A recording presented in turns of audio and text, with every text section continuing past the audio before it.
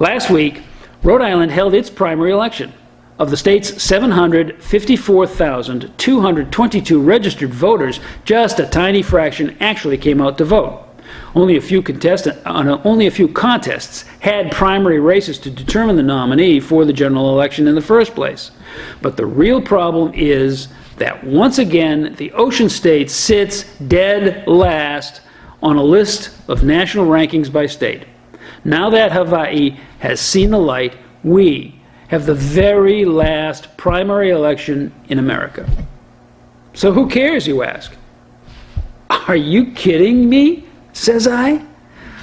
Primary elections naturally fray unity within a party as fellow partisan fights fellow partisan for the chance to be standard bearer. The sooner that question can be settled, the sooner the healing process can begin, so all is well within party ranks by November.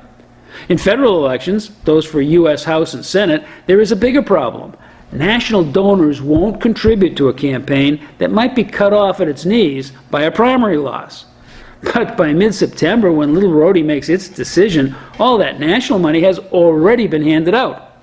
That kills a challenger's chance at real financing, which brings up the real reason our primary is held so late. It helps incumbents to do it that way. If Rhode Island held its primary in June, as Connecticut does, then declarations would have to be made in March, as Connecticut's are. In that scenario, a sitting legislator who voluntarily retired or one who drew a tough primary challenger would immediately be regarded as a lame duck.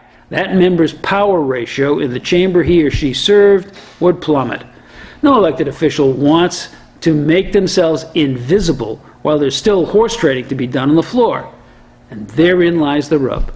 The selfishness of office sacrifices the idea of an even playing field in order to make life easier for the incumbent and to protect them from the rigors of a real race. Hey, who do you think votes on all this stuff in the legislature?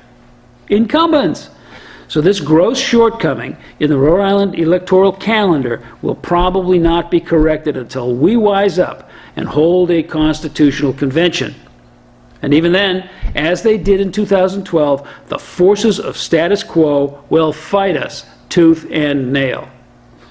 Are you kidding me?